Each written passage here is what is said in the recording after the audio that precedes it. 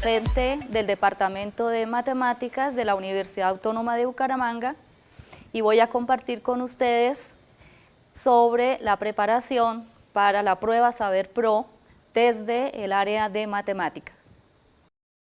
El objetivo general de la prueba Saber Pro consiste en evaluar la calidad del servicio público educativo y ejercer su inspección y vigilancia. Presenta como objetivos específicos. ¿Qué es lo que quiere saberse a través de la prueba Saber Pro? Mirar el grado de desarrollo de las competencias de los estudiantes que están próximos a culminar los programas académicos de pregrado que ofrecen las instituciones de educación superior. Justamente nos permite mirar la calidad de los programas que se dan en la educación superior y nos permite a su vez cualificar esos procesos y la formulación de políticas. El módulo de razonamiento cuantitativo, que es el que nos compete, bueno darle una mirada cómo se construyó este módulo. Primero fue un proceso continuo que inició en el año 2009. Se reunieron los profesionales del mercado laboral colombiano, convocaron a docentes de educación superior y media en ejercicio, también pidieron la asesoría a investigadores en evaluación de la educación y permanentemente se hace una revisión periódica por parte de expertos para actualizar y mejorar el módulo. ¿Qué evalúa entonces la prueba de razonamiento cuantitativo? Las competencias relacionadas con las habilidades en la comprensión de los conceptos básicos de las matemáticas, y lo que nosotros esperamos es que el estudiante sea capaz de analizar, modelar y resolver problemas. Para ello tiene que saber trabajar con los métodos y los procedimientos cuantitativos, los cuales se basan fundamentalmente en las propiedades de los números y en las operaciones de las matemáticas. En este módulo se abordan tres procesos que están relacionados con, primero, con la interpretación de los datos, segundo, con formulación y ejecución, y en tercer lugar, con evaluación y validación. ¿Pero en qué consiste cada uno de estos? Sobre la interpretación de datos, ¿qué se pretende?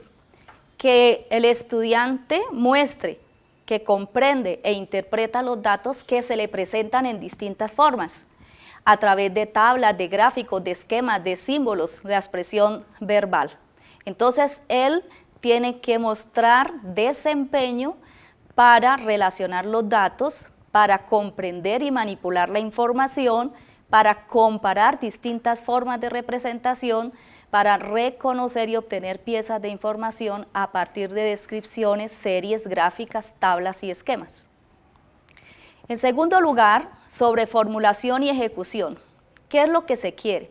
Que el estudiante pueda identificar un problema, que indague sobre las estrategias de solución, seleccionando la más adecuada, que sepa manipular los datos, tratarlos, modelar expresiones y además sepa usar las herramientas cuantitativas. Evaluación y validación. ¿Qué es lo que incluye?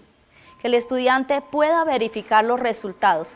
Frente a un problema, él tiene que ser capaz de devolverse al enunciado, hacer la mirada y confirmar si los resultados obtenidos tienen razón de ser o no. Entonces, para eso planteamos hipótesis, conclusiones que resultan justamente de la interpretación y modelamiento o modelación de las situaciones.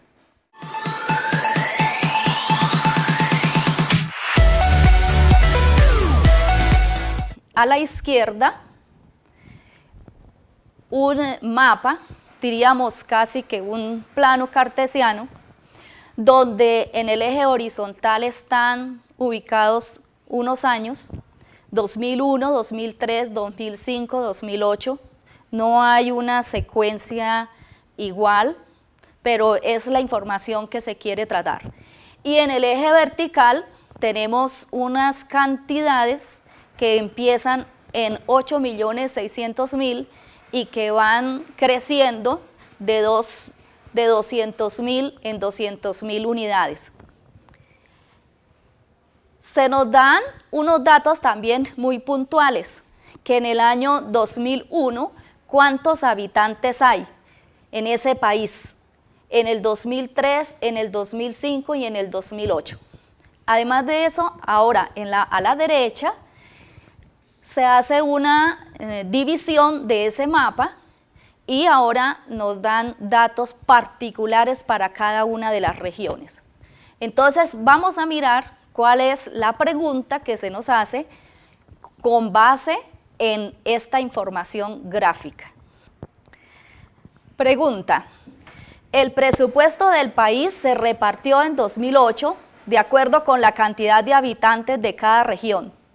La gráfica que representa la distribución del presupuesto es.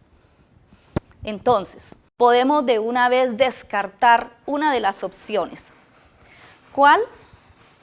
Miren ustedes que allí nos dieron la información de 4 regiones, pero las 4 regiones, la cantidad de habitantes, no totalizan el dato completo que se nos había dado para indicar de cuántos habitantes tiene el país. Eso quiere decir que el primer gráfico se descarta porque tiene que estar distribuido en 5 regiones. 4 para las regiones, subregiones que nos habían dado y una más para el resto del país. Bien, la región M tiene 2.626.697 habitantes, la región N 631.000 o 2 millones y P 430.000 y sabiendo que en el país en su totalidad hay 10 millones. Entonces, observemos datos. Por ejemplo, la región N y la región P son aproximadamente iguales en cantidad. Eso quiere decir que la opción D inmediatamente la descartamos porque está haciéndose casi que comparativa a la región M. La región P indicando 430.000 y la región M 2 millones, entonces eso no puede ser. Bien, así entonces podemos detectar que efectivamente la clave es la C. ¿Cuál es la justificación? Hay 4 regiones del país especificadas y se sabe el total de la población. Luego en el gráfico debe haber 5 sectores. De acuerdo con los datos, el sector más grande debe corresponder al resto del país. Luego irían muy parecidos en tamaño los sectores correspondientes a M y O. Y luego muy parecidos y muy pequeños los sectores correspondientes a N y P.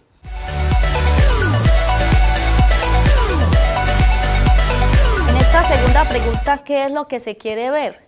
Realmente si el estudiante identifica las fortalezas y las debilidades que se pueden traducir en esta pregunta. Pregunta 2. Entonces, por una regla de 3 o multiplicamos por el 0.1%, entonces sería aproximadamente 238.879, bueno, es el 10%, solo puede recibir el 10%.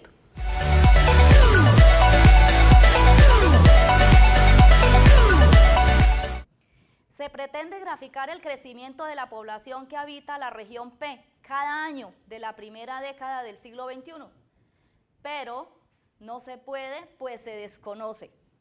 Esta es una pregunta de esas que son prácticamente rápidas en contestar y nos damos cuenta que efectivamente la clave es la A porque los datos que aparecen es para los números los años 2001, 2003, 2005 y 2008. Y si se quiere mirar un crecimiento porcentual, entonces faltarían otros años.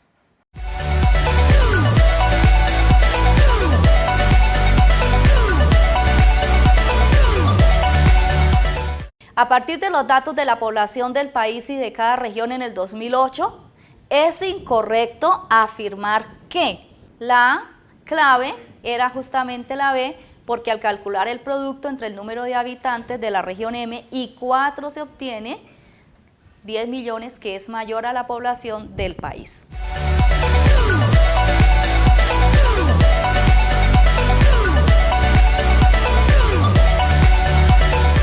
En el 2005 aproximadamente el 60% de la población del país son hombres.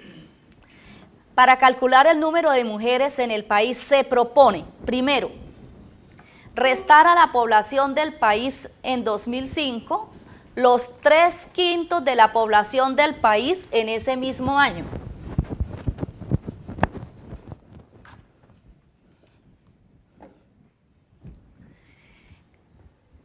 Multiplicar la población del país por 2/5 o dividir entre 4 la población del país en el 2005. Las propuestas que permiten calcular el número de mujeres en el país en el 2005 son, ¿qué creemos? 1 solamente, la proposición 3 solamente, la 1 y la 2 solamente, o la 2 y la 3 solamente. Entonces, si miramos la relación del 60%,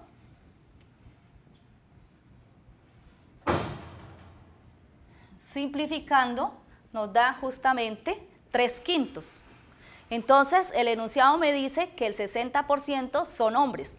Si el 60% que son los 3/5 son hombres, es porque entonces la diferencia, que son 2/5, serán las mujeres o el personal femenino.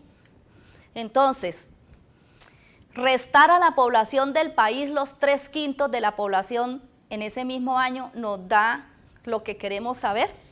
Sí, ¿verdad? Bien. Multiplicar la población por 2/5 es lo mismo. También nos puede dar esa información. Si los 3/5, que son el 60%, eran los hombres, es porque los 2/5 son las mujeres. Entonces, si vamos a mirar, ¿cómo lo podemos obtener? Pues así como lo dice el segundo enunciado, multiplicar la población por los 2/5. O sea que son las dos maneras para encontrar la misma información. Y en tercer lugar, dividir entre 4 la población del país. Es así, pues estaríamos diciendo que 25%, y ya vimos que aquí, si el 60% son hombres, sería 40% para las mujeres. Entonces, de todas las opciones, escogemos la C, porque mediante esas dos anteriores podemos llegar al resultado.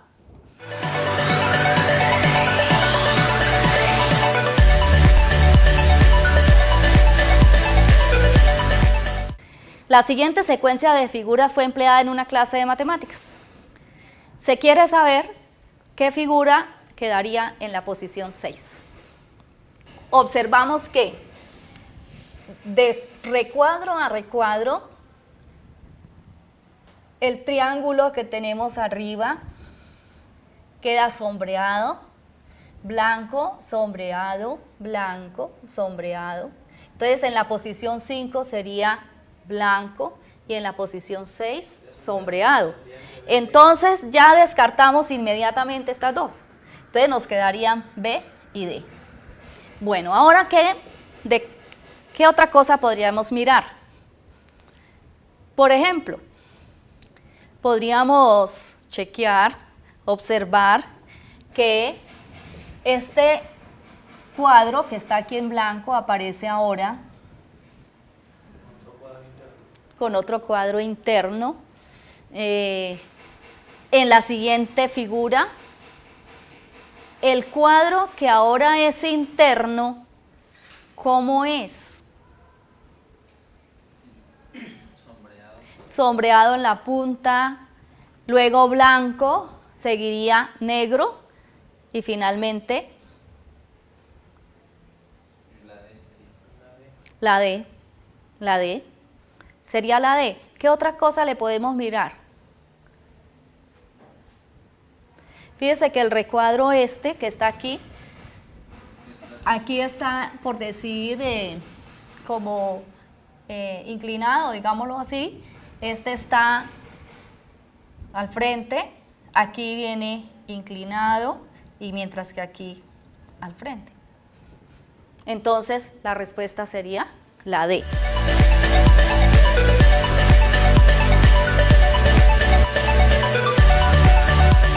Siguiente pregunta. De acuerdo a la siguiente gráfica, determine cuál es el porcentaje de los trabajadores que tienen menos de 4 ausencias. Bueno, entonces, ¿qué tiene la figura? Tenemos una representación estadística, ausencias de trabajadores en la empresa XYZ. En el eje horizontal tenemos las ausencias, 1, 2, 3, cuántas ausencias, y en el eje vertical me está indicando el número de trabajadores que presentaron ese número de ausencias. Entonces, 4 trabajadores presentan una ausencia, 6, 2, 10, 3, 14, 4. Bueno, entonces, la pregunta es, ¿cuál es el porcentaje de los trabajadores que tienen menos de 4 ausencias? ¿Qué significa menos de 4 ausencias? Entonces, los que tienen 1, 2 o 3, porque 4 ya no entraría dentro de lo menos que. Listo. ¿Cuántas personas están ahí? 4 más 6, 10 y más 10, 20 personas, casi escribo ahí, 20 personas son las que presentan menos de 4 ausencias. Ahora, como me está hablando de porcentaje, quiere decir que tengo que tener en cuenta la totalidad. Entonces, ¿cuántas personas hay en total? Volvemos a revisar. 4 y 6, 10, 20, 34 y 16, 60. 50 personas. 50 personas, eso es. Entonces, ¿cuánto representa 20 para las 50? Entonces, esto hacemos una división y 20 dividido en 5 nos da el 0,4, que equivale al 40%. Entonces, la respuesta es la C.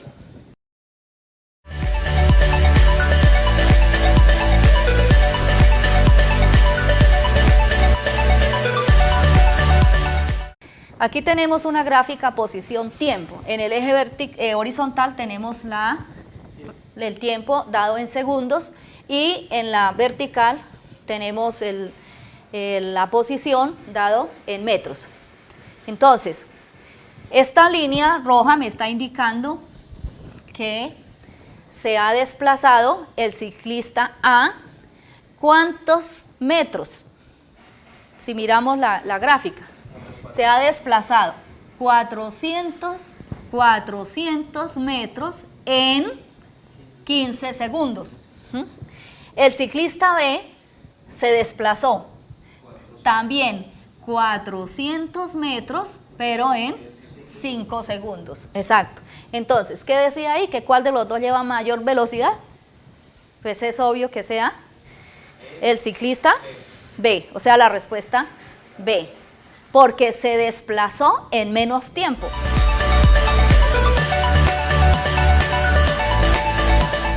Simón es el responsable de programar las reuniones semanales de 4 clubes deportivos en su universidad. Las reuniones deben llevarse a cabo en las horas de almuerzo de lunes a viernes y cada club tiene una reunión por semana.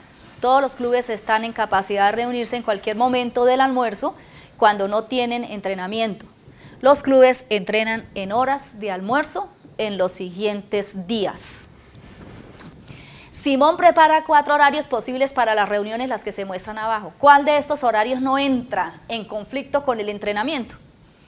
Entonces, miremos la respuesta A. Dice que básquet los viernes. ¿Puede? Básquet puede los viernes. Montañismo puede los lunes. Claro, también puede los lunes. ¿Triatlón puede los jueves? No. Entonces ahí ya entra en contradicción. Se descarta ese. B. ¿Básquet puede los viernes? Sí puede. Este puede los lunes. Triatlón puede los martes, puede. Y orientación puede los miércoles. Entonces, esa es posible. Ahora, miremos las otras, por si acaso no nos dimos cuenta bien. Entonces dice C. Básquet puede los viernes, listo. Pero el otro no puede, descarta.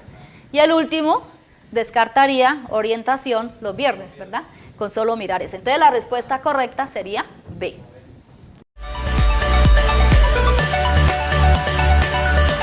Aurora, Boulder y Central son 3 centros en Sioux City. Tenemos 3 poblaciones. Viajar de Aurora a Central incluye tomar un bus desde Aurora, desde A hasta B, y un tranvía desde B hasta C. El tiempo de viaje para cada uno de estos trayectos es, tenemos aquí que en bus son 14 minutos y en tren o tranvía serían 9 minutos. A menos que se establezca lo contrario, asuma que los buses parten de Aurora, salen de acá cada 10 minutos, bus, y los tranvías salen cada 15 minutos. El tiempo que toma una persona para pasar de un vehículo a otro es insignificante.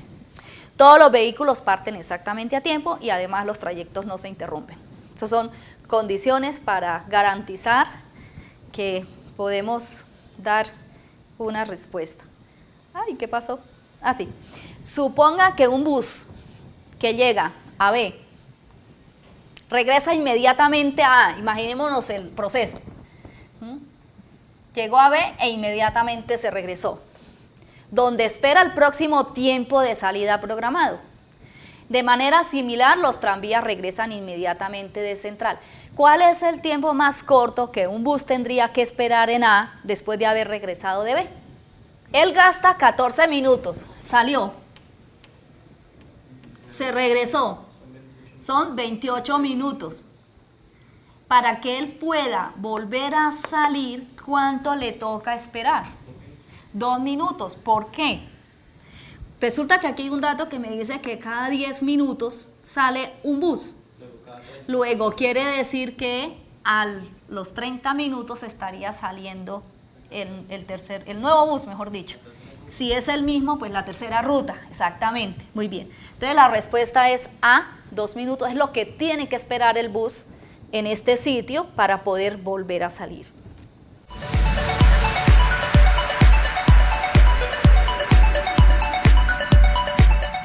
En 1980, 4.500 millones de habitantes poblaban la Tierra y se observaba un crecimiento de cerca del 2% anual. Al menos ese número de 2% lo veo plasmado aquí en esta expresión de la forma 0,02. Bien, encontrándose que la expresión que proporcionaba la información del número de millones de habitantes en la Tierra después de T años, a partir de ese era. Entonces, observando esto, algo que es igual a, o sea que aquí lo que me está indicando es cuántos habitantes hay en el tiempo, en términos de millones. Entonces hay 4.500 millones por E elevado a esa expresión 0,02T.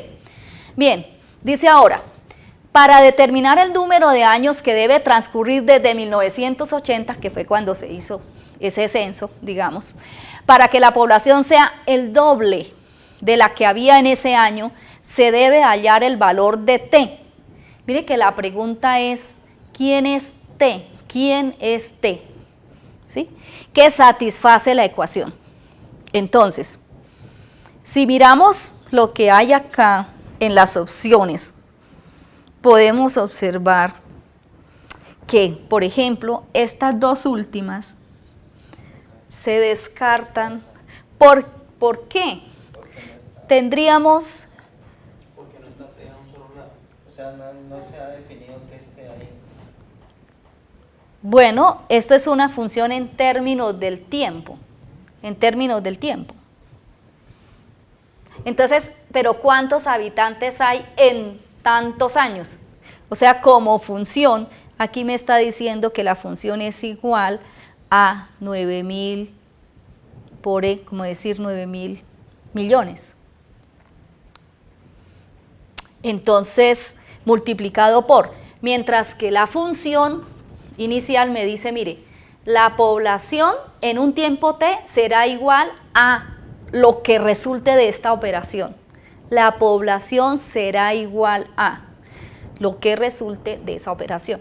Entonces, vamos a detallarnos aquí. Dice que la población será el doble de la que había. Entonces, ¿cuánto había? Habían 4.500 millones. Hoy hay el doble de esos 4.500 millones, o sea que hay 9 millones. Pero eso es igual, según la expresión que tenemos ahí, a 4.500 por e elevado a la 0,02t. 4.500 por e elevado a la 0,02t.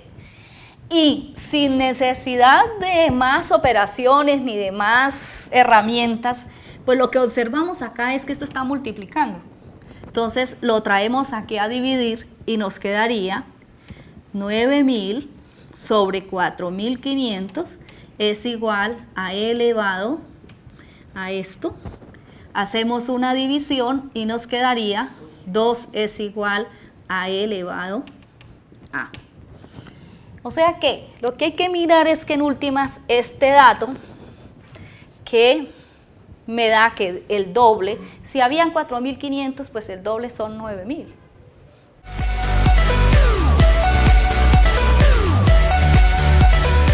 Dice, al realizar el diseño de un edificio, el arquitecto propone que el ascensor sea panorámico.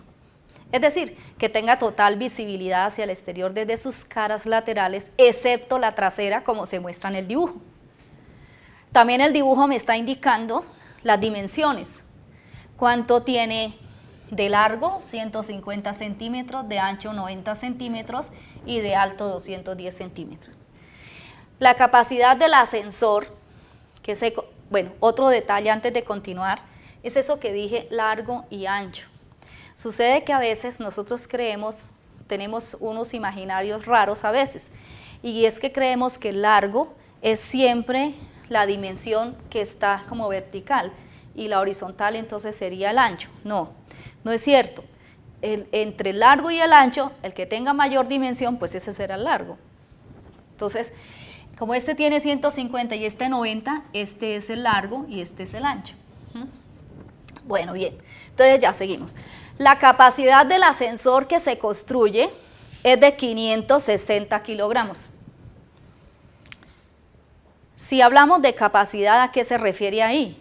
Y si hablamos de kilogramos, ¿a qué se refiere? Bueno, digamos que a peso, unidades es una unidad de medida, exactamente. Bueno, sin aquí hacer la discusión de física si es masa o es peso.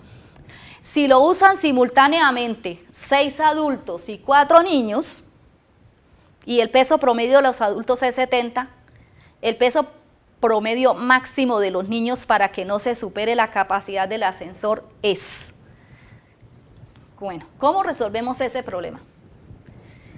Están 6 adultos y 4 niños, pero los adultos pesan 70 cada uno, en promedio.